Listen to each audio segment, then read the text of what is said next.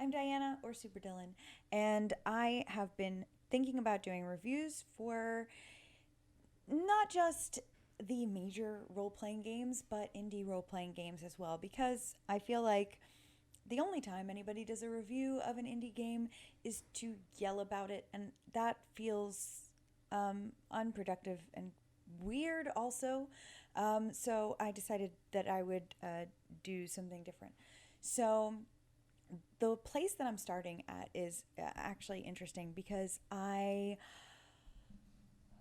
have been playing role playing games of various sorts for a long time, and yet there was a type of RPG that I had never played.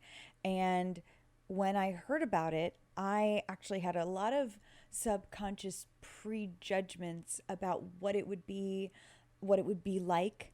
Um, and so that's why I'm going to start by talking about some of the first solo RPGs that I've tried to play. One thing that I did was I went to the community and I asked the RPG publishing community to recommend me a bunch of solo RPGs, which they did. And then I then bought and then printed and stacked up and decided that I would take a day to myself all day and play them. All of them. But that was not feasible, it turns out. So let me talk about some of the preconceived ideas I had, the prejudgments that I made about what solo RPGs would be like. First, I truly thought that they would all be the same. Like, I thought that they would all be different setups, but that they would operate the same way. Or follow the same kind of format. This was completely ignorant of me. I just completely thought that a game with only one person could only manifest itself in so many ways. And so that was something that I thought.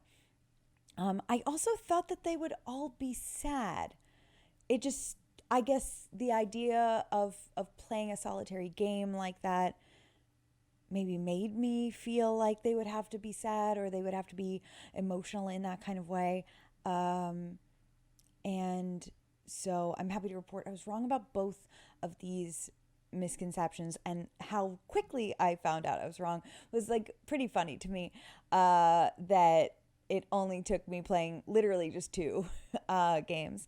So the first thing that happened was like I said, I had set out to play multiple solo RPGs in this day. It was raining outside. It was very comfy. I lit some candles. I put on my comfiest sweater, and I was like, okay, I'm just going to play these games all day. Um, but truly, after playing two, I was like, I actually feel not only like a little bit drained, but I felt drained, but in the way that, have you ever read a book and after it you knew you couldn't stomach another story because you weren't over the story yet, you weren't over the people in it. Anyway, that is what happened essentially. So yeah, so here are the two. The first game that I played was called Liminal Yearning, and it's by Kestrel Ray, and it's up on itch. It is this is the kind of solo RPG I had heard about before. So I had some awareness that they would be like this. And basically, what liminal yearning is it takes you almost through sort of like a guided meditation, or more like a guided daydream, where you are driving your thoughts to a certain place, following this narrative, and it does so by asking you questions and asking you to think about the responses and what they would mean. So, and in it is a romantic story. It's a love story. So it's just like having your brain go on a romantic daydream that you control, but that the game guides. So I played that. I had a nice time. It wasn't a very long experience, but it was just pleasant, like so very pleasant to have this very nice daydream that involved smooching and was sweet and positive. Uh, yeah, it was a good experience. So after that, I like made a new cup of tea and I went to go play another game. The second game that I played is called Sentinel, and it was by Megan Cross. And I was just like, oh, wow, these are so different. So Sentinel actually is not at all a guided meditation or a guided fantasy or daydream.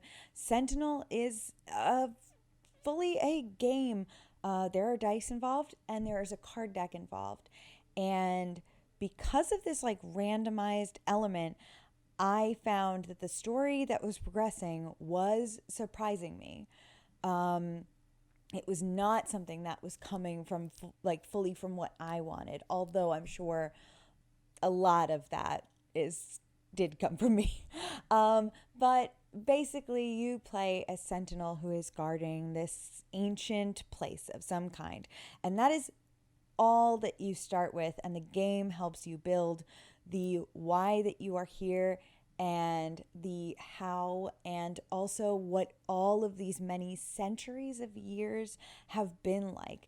If you've had to defend the place, if you if something has gone wrong, and how you feel about it, and it all becomes up to the chance of both the cards and occasionally the dice.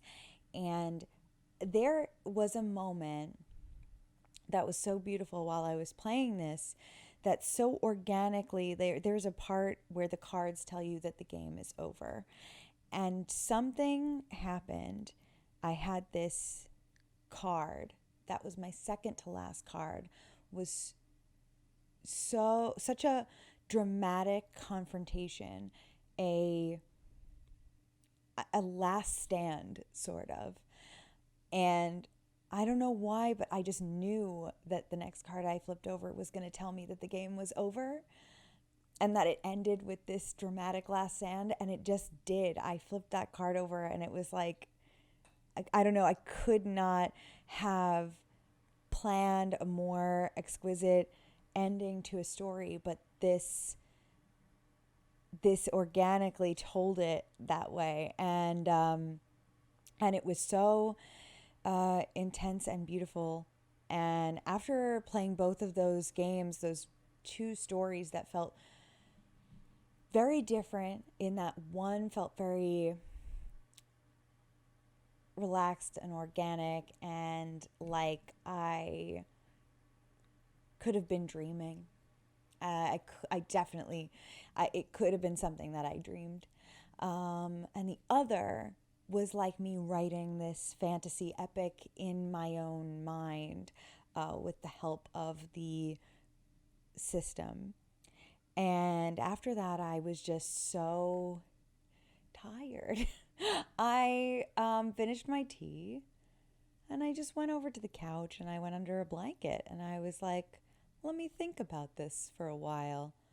And also, now my itch collections is just like 40 or so solo RPGs that I am working my way through. But I really cannot recommend both of those enough. And I recommend that if you haven't tried solo RPGs, or you think you won't like it because you think that your imagination doesn't work that way, or you think that it's going to be boring or whatever, I'm telling you, like, a lot of them don't take a long time to play.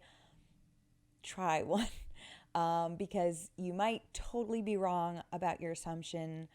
And I kind of hope you give it a chance, because I think that I didn't expect that and I might not have given it a chance. And so that's my hope for you.